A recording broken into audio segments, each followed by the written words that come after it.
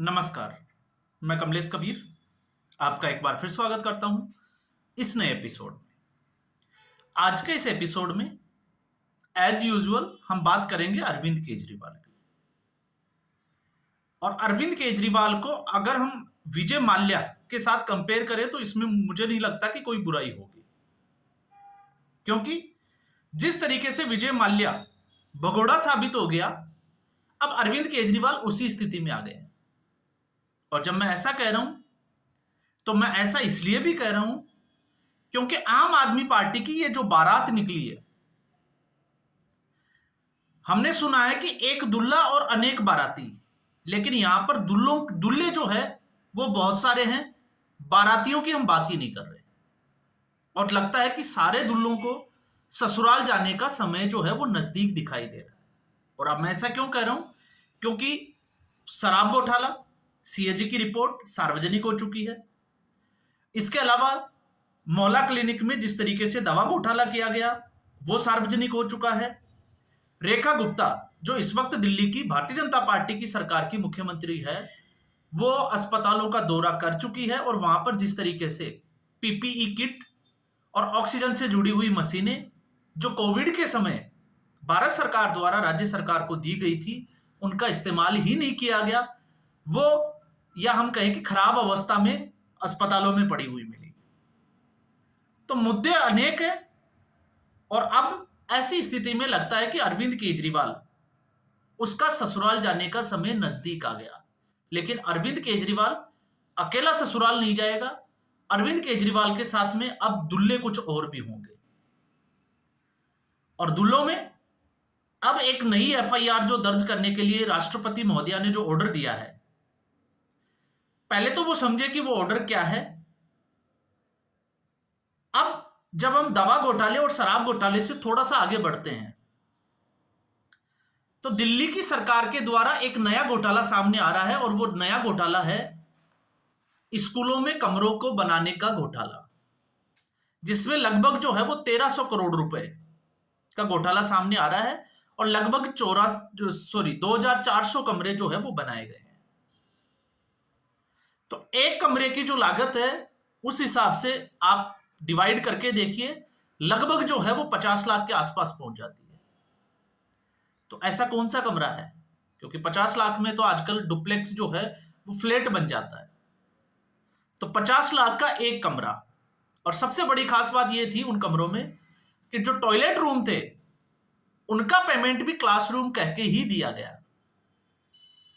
अब ये एफआईआर हुई है, और अब ये एफआईआर अरविंद केजरीवाल के लिए और समस्या जो है वो खड़ी कर सकती है। खड़ी इसलिए कर सकती है क्योंकि इससे पहले अरविंद केजरीवाल सरकार में थे, और सरकार में रहते हुए वो जो वकीलों को जो पैसा देना होता है, चाहे वो सरकारी वकील हो या प्राइवेट वकील हायर करना हो, उसका पैसा जनता के पैसे से या टैक्स से जो है वो चुकाया जाता है। लेकिन अब अरविंद केजरीवाल सरकार में नहीं है। अब अरविंद केजरीवाल के खिलाफ जो भी केस चल रहे हैं, तो उनका पैसा या तो अरविंद केजरीवाल को देना पड़ेगा, या फिर जिस तरीके से अरविंद केजरीवाल अपनी जुगत लगा के बैठे हैं। आपको पता ही होगा, मैंने इससे पिछले वीडियो में बात की थी कि 18 मार्च को अरविंद केजरीवाल लुधियाना में एक रैली कर रहे हैं, जनसभा को संबोधित करेंगे। और उस जनसभा में एक वो कुछ स्वास्थ्य परियोजनाओं को जो है वो उद्घाटन भी करेंगे, लेकिन उसका मकसद है लुधियाना पश्चिम से बाई इलेक्शन जो होगा, जहां पर गुरप्रीत गोगी जो आम आदमी पार्टी के विधायक थे, जिनकी आकस्मिक निधन हो गया था, तो अब वहां पे कैंडिडेट अनाउंस किया है संजीव अरोड़ा को। पिछले वीडियो में मैं संजीव अरोड़ा का नाम जो है वो अमन अरोड़ा बोल दिया गया, उसके लिए मैं माफी जरूर चाहूंगा। लेकिन जब इलेक्शन कमीशन ने चुनाव की घोषणा ही नहीं की कि इलेक्शन कब होना है, हो सकता है शायद बिहार के चुनाव के साथ हो, लेकिन अभी से इतनी तैयारियां क्यों? और फिर राज्यसभा के सांसद संजीव अरोड़ा ही कैंडिडेट क्यों? तो आप समझ सकते हैं कि अरविंद केजरीवाल जाना चाहते हैं राज्यसभा। और राज्यसभा अगर अरविंद केजरीवाल जाते हैं, मैं थोड़ा सा दोहरा देता हूं, मुद्दे पे आऊं उससे पहले, क्योंकि संविधान का आर्टिकल 105 और 106 जो प्रोटेक्शन ऑफ अरेस्ट, या हम कहें कि एक इम्यूनिटी देता है एमपी और एमएलए को, कि कोई भी एमपी को आप अरेस्ट नहीं कर सकते जब तक कि पार्लियामेंट का सेशन हो उससे 40 डेज बिफोर एंड आफ्टर, ये एक बफर जोन दिया जाता है लगभग 3 महीने का। और साथ में सरकारी सुविधाओं का फायदा भी उठा सकते हैं। और वकीलों को जो पैसा देने की बात जहां पे आती है, तो वो पंजाब से राज्यसभा में जा रहे हैं, तो शायद वो पंजाब के खजाने पे उनकी नजर है कि पंजाब का जो खजाना है उसका इस्तेमाल जो है वो वकीलों की फीस के तौर पे किया जा सकता है। ये तो है अरविंद केजरीवाल की प्लानिंग का हिस्सा। अब हम आते हैं जिस मुद्दे की हम बात कर रहे हैं, तो इस मुद्दे को लेकर अब इसमें जो है वो सवाल भी खड़े होते हैं, क्योंकि कई लोगों के मन में ये शंका रहती है कि क्या अन्य इसकी अरविंद केजरीवाल की हम बात करें तो क्या अरविंद केजरीवाल भी जेल में जाएंगे, क्योंकि एफआईआर का जो आदेश है वो दिया गया है मनीष सिसोदिया और सत्येंद्र जैन के खिलाफ। अब मनीष सिसोदिया और सत्येंद्र जैन के खिलाफ सीधे तौर पे एफआईआर नहीं हो सकती थी, क्योंकि इसकी जांच सीवीसी ने भी की, लोकायुक्त ने भी की, रिपोर्ट जो है वो गृह मंत्रालय को दी गई और गृह मंत्रालय ने फिर राष्ट्रपति की परमिशन से जो है वो इस मामले को आगे बढ़ाया, क्योंकि ये एक पूरा प्रोसीजर का मामला होता है। सीधे आप एमपी एमएलए कोर्ट में किसी के खिलाफ केस दर्ज नहीं करा सकते। अब सवाल जो है वो खड़ा ये होता है, क्योंकि मनीष सिसोदिया के पास तो विभाग था, शराब घोटाले में भी हमने देखा, हमने बहुत बार इसकी चर्चा भी की है, और अब इस शिक्षा विभाग का जो घोटाला है उस पर भी हम बात कर सकते हैं कि जब शिक्षा मंत्री मनीष सिसोदिया थे तो फिर अरविंद केजरीवाल के ऊपर खतरा क्यों है। तो इसके लिए आपको समझना पड़ेगा दिल्ली को। दिल्ली जो है वो पूर्ण राज्य नहीं है, दिल्ली जो है वो अर्ध राज्य की गिनती में आता है। आधा जो है वो केंद्र सरकार के पास में कुछ पावर्स होती है और कुछ पावर राज्य सरकार में। तो दिल्ली जो है वो किस तरीके से संचालित होगी, इसको कैसे चलाया जाएगा, कैसे रूलिंग होगी, इसके लिए केंद्र सरकार की और सीवीसी की एक गाइडलाइन है ट्रांजैक्शन ऑफ बिजनेस रूल। और ट्रांजैक्शन ऑफ बिजनेस रूल आप गूगल पे सर्च करें और उसके सेक्शन 6, 7 और 8 की आप स्टडी करें। जब आप 6, 7, 8 की स्टडी करोगे तो उसमें साफ तौर से लिखा हुआ है कि राज्य सरकार, अगर यहां पे राज्य सरकार का मतलब है दिल्ली, तो दिल्ली की सरकार अगर रेवेन्यू स्टेब्लिश करना चाहती है तो बिना मुख्यमंत्री के कंसर्न के वो इसमें आगे नहीं बढ़ सकती है। इसके अलावा चाहे किसी पॉलिसी में बदलाव करना हो या फिर एडमिनिस्ट्रेशन में बदलाव करना हो, तो ये एक पूरी जो है वो प्रक्रिया है। इसका मतलब है कि इसके लिए सबसे पहले कैबिनेट की एक मीटिंग होती है। आप आसान भाषा में इसको समझ सकते हैं, कैबिनेट की एक मीटिंग होती है और कैबिनेट की मीटिंग जो होगी वो बिना मुख्यमंत्री के नहीं हो सकती। कैबिनेट की मीटिंग में डिसीजन लिया जाएगा, एक कैबिनेट नोट तैयार होगा और उसमें मुख्यमंत्री की सहमति जो होना जरूरी है। उसके बाद में वो फाइल जाएगी एलजी के पास और फिर एलजी जो है वो उसको पास कर सकता है। लेकिन शराब घोटाले में भी हमने देखा कि अरविंद केजरीवाल हर बार ये कहता था कि उसने कहीं हस्ताक्षर ही नहीं किए। अभिषेक मनु सिंघवी की कोर्ट में ये दलील हुआ करती थी। तो फिर प्रश्न चिन्ह ये खड़ा हो जाता है, क्या मनीष सिसोदिया जो कि सीवीसी और बिजनेस ऑफ ट्रांजैक्शन रूल जो दिल्ली की जो गाइडलाइन है उसके खिलाफ जाकर क्या खुद डिसीजन ले सकते थे, या फिर ये कैबिनेट नोट जो है वो एलजी के पास क्यों नहीं गया। तो सवाल जो है वो यहां पर खड़ा होता है। तो अगर हम इसका आंसर ढूंढने की कोशिश करें तो बिना केजरीवाल की अनुमति के आप जो है वो किसी भी कैबिनेट नोट को पास नहीं कर सकते। ये पावर जो है वो कहीं है ही नहीं। और कैबिनेट आपको समझ में आ गया होगा किस तरीके से कैबिनेट की मीटिंग होती है और किस तरीके से डिसीजन लेना होता है। अब हम आते हैं इसके जो घोटाला है वो क्या था। घोटाला था कि ये लगभग 7,100 कमरे जो है वो बनाने का एक पूरा प्लान था, और उसमें जब भी सरकार कोई इस तरीके का काम करती है तो उसके लिए टेंडर जारी होता है, लेकिन यहां पर टेंडर प्रक्रिया का ध्यान ही नहीं रखा गया। सीधे कहें तो टेंडर जो है वो जैसी कोई चीज यहां पर रखी ही नहीं गई।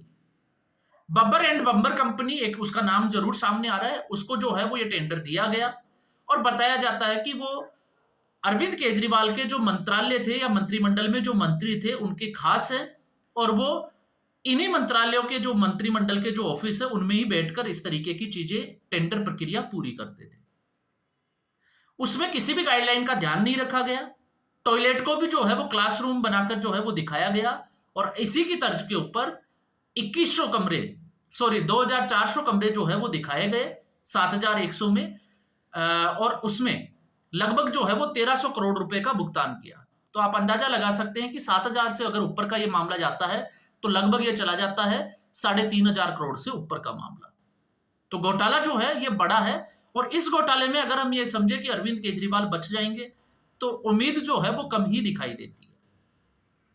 और फिर इसमें जो है, इससे पहले भी अगर आप देखोगे तो लगभग 2022 के आसपास जो है वो इसमें भारतीय जनता पार्टी की शिकायत पर लोकायुक्त की जांच भी हुई थी, लेकिन उस वक्त ना तो सीवीसी की रिपोर्ट को सार्वजनिक किया गया और ना ही जो है वो सीएजी की रिपोर्ट को सार्वजनिक किया गया।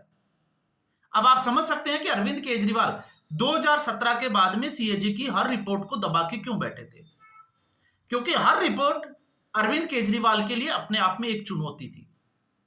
लेकिन अगर अरविंद केजरीवाल इस चुनौती से लड़ जाते 2022 या 21 के आसपास, जब ये पूरा मामला हुआ 2022 में, तो मुझे लगता है कि आज जो है वो अरविंद केजरीवाल ज्यादा फायदे में दिखाई देते। लेकिन अरविंद केजरीवाल ने एक तो इस रिपोर्ट को दबाया, और अब ऐसे समय में जब ये रिपोर्ट्स बाहर आ रही है तो इस वक्त है भारतीय जनता पार्टी की सरकार। और भारतीय जनता पार्टी स्पेशली, क्योंकि इस वक्त जो दिल्ली की स्थिति बनी हुई है कि अगर हम ये कहें भारतीय जनता पार्टी के नजरिए से कि अरविंद केजरीवाल खत्म हो चुके हैं, भले ही वो चुनाव हार गए हैं, लेकिन आज भी अरविंद केजरीवाल के पास में अच्छा खासा वोट बैंक है। तो अरविंद केजरीवाल 5 साल बाद में जो है वो वापस भारतीय जनता पार्टी के लिए चुनौती ना बने, इसलिए भारतीय जनता पार्टी एक एक कदम, या हम कहें कि अरविंद केजरीवाल के लिए एक धीमा जहर वाली जो प्रोसेस है उसको फॉलो कर रही है।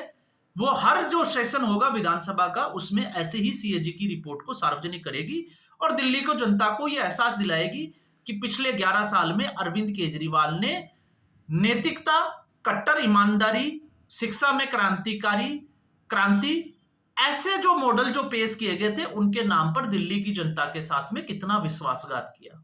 इसके अलावा आप बाकी मुद्दे जो है वो आप उनको छोड़कर एक तरफ रख दीजिए। तो इसलिए मैंने शुरू में जो कहा वो इसलिए कहा था कि आम आदमी पार्टी की इस बारात में एक दुल्ला नहीं है, दुल्ले बहुत सारे हैं, और अब सबको जो है वो ससुराल जाने की नौबत जो है वो साफ तौर से दिखाई देती है। ससुराल जाना ही पड़ेगा, और ससुराल का मतलब आप समझते ही होंगे कि हवालात को भी जो है वो ससुराल ही कहा जाता है। अब ऐसी स्थिति में मैंने इस वीडियो को बनाने के पीछे, क्योंकि ये मामला जो है वो कल का था, लेकिन वो इसलिए जरूरी हो जाता है क्योंकि कुछ लोगों के मन में जो है वो शंकाएं होती है, और आपने देखा होगा कमेंट बॉक्स में कुछ इस तरीके के अजीबोगरीब तर्क भी दिए जाते हैं कि अरविंद केजरीवाल बच जाएगा, उस फलाने जो है वो एमपी को जो है वो अरेस्ट कर लिया गया था, बहुत जल्द अरेस्ट हो जाएगा। तो वो सारे भ्रम जो है वो दूर करने के लिए मुझे लगा कि इस पे जो है वो मेरा आकलन क्या कहता है और मेरी स्टडी इस पे क्या कहती है, मैंने ये सारी चीजें जो है वो आपके सामने रखने की एक कोशिश की है। तो उम्मीद करूंगा वीडियो एपिसोड आपको पसंद आया होगा। वीडियो को लाइक करें, शेयर करें, चैनल जरूर सब्सक्राइब करें। धन्यवाद।